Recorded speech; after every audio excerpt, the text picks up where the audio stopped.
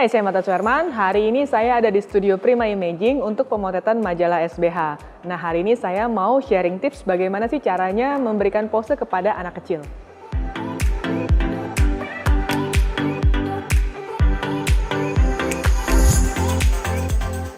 Nah, hari ini ada pemotretan untuk majalah SBH. Hari ini agak spesial nih, agak beda dengan pemotretan majalah SBH sebelumnya. Karena hari ini talentnya ada 8 anak. Dan dari 8 anak ini, mereka ini adalah pemenang dari cover majalah SBH. Buat teman-teman yang mungkin memiliki anak, mungkin penasaran pengen ikutan lomba dari cover majalah SBH, teman-teman bisa cek Instagram atau YouTube-nya dari majalah SBH.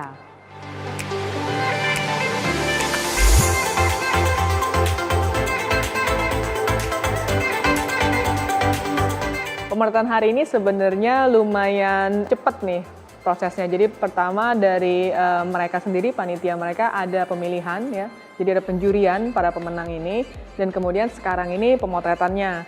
Jadi kemarin itu saya cuma ada persiapan kurang dari 1 minggu. Jadi dari majalah SBH memberikan list, jadi list apa saja yang dibutuhkan terutama untuk cover majalah, untuk rubrik fashionnya dan juga untuk kalender 2021. Nah, seperti biasa kalau pemotretan saya dan majalah SBH pasti ada tektokan idenya nih. Jadi setiap majalah itu pasti ada tema tertentu yang diangkat. Dan pastinya karena bulan Desember yang diangkat adalah tema Natal. Kebetulan hari ini ada sponsor dari Ada 5 Balonku dan hari ini pemotretannya diberikan ornamen-ornamen Natal. Nah, buat teman-teman yang mungkin ada kerjaan untuk membuat sebuah foto konsep di studio. Nah, mungkin teman-teman ada yang masih bingung gimana sih caranya nentuin warna nih, bajunya ada warnanya ini, kita pakai backdropnya warna apa ya?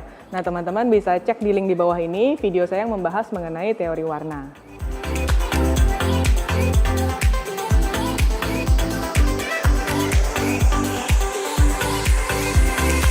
Nah, sekarang saya udah ada di setnya nih, ini kebetulan set terakhir dari pemotretan hari ini.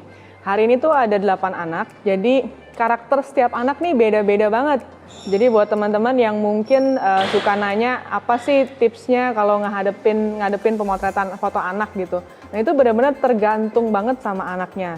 Jadi dari tadi tuh ada anak-anak yang aktif banget, yang nggak mau dibilangin. Jadi kalau dikasih tahu, ini ada berdirinya di dekat marking area sini ya, gitu. Nah itu nggak bisa, kadang-kadang mereka emang maunya mereka aja gitu, jalan sana, jalan sini. Tapi ada juga anak-anak yang memang sudah bisa post di awal, kemudian moodnya juga masih terjaga. Nah ini juga buat teman-teman harus banget sabar. Karena anak-anak itu memang karakternya seperti itu, dan semakin besar usianya biasanya lebih mudah untuk diarahkan. Nah, hari ini tuh ada beberapa sesi ya. Jadi ada sesi yang untuk kalender mereka difoto masing-masing. Jadi satu anak dalam satu frame. Tapi untuk rubrik yang fashion, itu kebetulan saya dimintanya mereka tampil sekaligus 4. Jadi itu challenging banget sih buat saya. Jadi kayak mesti menyamakan setiap ekspresi, setiap mood supaya saling berkomunikasi gitu. Itu sangat sulit kalau buat anak kecil. Jadi tadi akhirnya saya ada ambil beberapa shoot yang nantinya akan saya komposit pada saat post-processing. Nah, post-processing seperti ini sah-sah aja karena biasanya untuk menjaga moodnya mereka juga. Karena anak kecil itu biasanya mereka paling jam happy-nya sekitar setengah jam gitu ya. Nah, kita supaya menjaga itu supaya lancar terus, biasanya kita usahakan secepat mungkin. Jadi makanya komposit itu menjadi suatu hal yang sangat membantu kalau kita memotret anak kecil.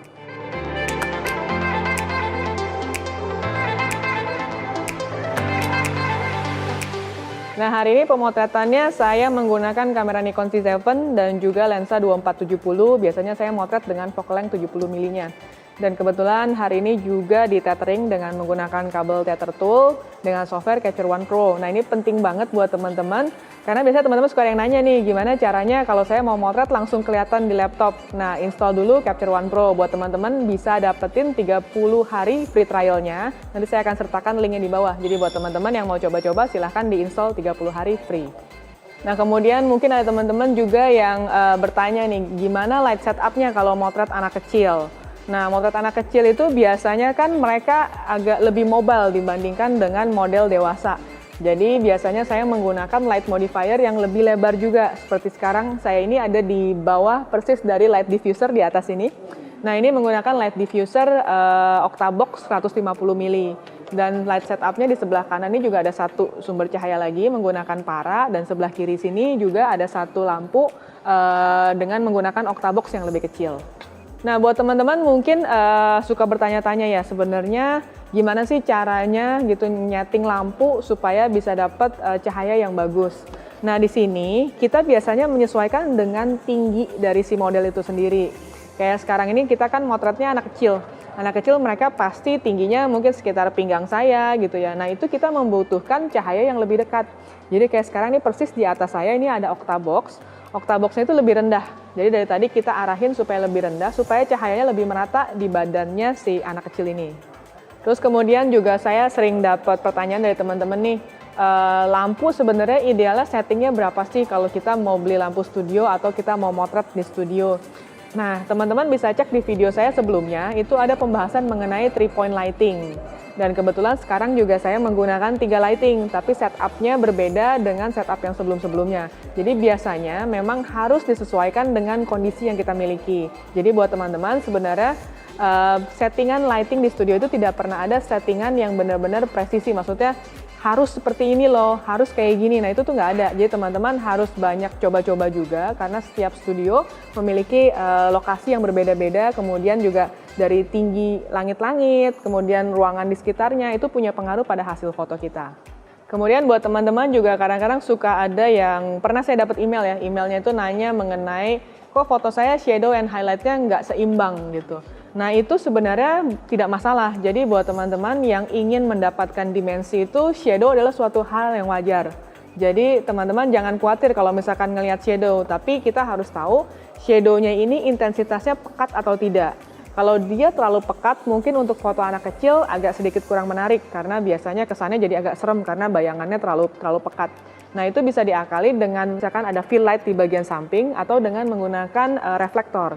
Nah, yang terakhir ini yang penting buat teman-teman yang ingin belajar foto anak-anak. Nah, teman-teman juga harus bisa menguasai psikologi anak sih sebenarnya. Jadi biasanya anak-anak ini kan berbeda dengan orang dewasa yang ketika muncul di dalam ruangan studio, kita ajak ngobrol dikit kemudian dia udah cair. Tapi kalau anak kecil ini butuh adjustment yang lebih panjang biasanya. Jadi ketika dia masuk ke dalam ruangan, dia akan observe di sekitar kita nih ada apa. Nah, kebetulan kayak hari ini ada banyak balon nih, ada banyak balon. Jadi mereka itu lumayan terbantu dengan balon-balon ini. Kalau teman-teman kebetulan propertinya tidak ada balon, mungkin teman-teman bisa bawa mainan. Jadi misalnya bawa mobil-mobilan atau bawa mainan lain gitu ya. Nah, itu biasanya lumayan untuk mencairkan moodnya anak-anak supaya mereka nggak terlalu takut pada saat masuk ke studio. Beberapa anak-anak yang mungkin usianya di bawah 5 tahun memang agak lebih sulit untuk diarahkan pose ya. Tapi biasanya kita coba mengarahkannya dengan bermain. Jadi kayak tadi saya sempat ada berapa kali karena saya lihat anaknya kaku, takut gitu ya. Biasanya saya setelin lagu nih, lagu anak-anak. Terus kemudian saya tanya ke orang tuanya, lagu apa sih yang mereka suka joget-joget dengan lagu itu. Nah, itu kita coba nyalahin.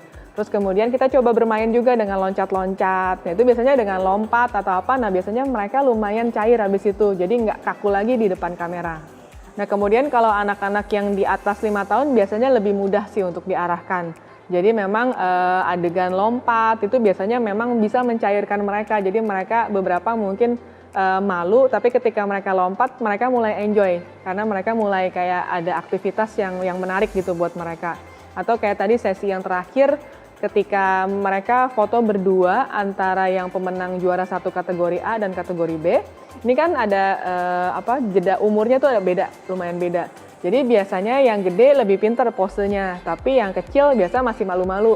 Tapi ketika mereka diduetin berdua ini, yang kecil biasa ngeliatin kakaknya nih yang gede, oh dia posenya kayak gini, kemudian dia ikutin. Nah, itu lama-lama mereka akan cair. Jadi kita memang harus ngikuti iramanya mereka supaya mereka juga nyaman. Kadang-kadang juga kita harus memotret sesuatu yang sebenarnya fotonya tuh nggak akan kita pakai sih sebenarnya. Tapi biasa tetap kita foto karena kita appreciate apa yang udah mereka lakukan. Nah, buat teman-teman yang ingin foto anak-anak, mungkin kalau mereka disuruh berdiri aja bosen ya. Kemudian juga kalau misalkan duduk di lantai juga lama-lama mungkin bosen. Ada baiknya kita memiliki beberapa properti yang bisa membantu mereka untuk berpose dengan gaya yang lain. Jadi misalnya kursi anak-anak kita bawa. Terus kemudian kursi juga bentuknya bisa macam-macam nih. Bisa kursi yang memang bentuknya kursi, atau bentuknya sofa, atau bentuknya seperti box. Nah, ini biasanya bisa untuk mereka membuat pose-pose yang berbeda. Jadi kita juga harus coba ngarahin mereka nih, karena anak kecil biasanya kan belum tahu cara posing. Nah, kita orang dewasa harus bisa mengarahkan mereka. Kita kasih reference yang kira-kira, oh gayanya harus seperti ini loh, tangannya dikedepanin atau kakinya ditekuk dikit gitu ya. Jadi mereka itu ketika melihat, mereka akan mencontoh, oh ternyata harusnya pose-nya kayak gini. Dan bantuan dari orang tua juga sangat membantu sih. Kalau orang tuanya juga bisa mendirect pose, itu akan membantu pemotretan jadi lebih mudah. Nah, sesi pemotretan hari ini dengan majalah SBH sudah selesai. Buat teman-teman yang ingin request tema berikutnya, silahkan tulis di bawah. Jadi jangan lupa like, comment, subscribe, dan juga share. Thank you for watching.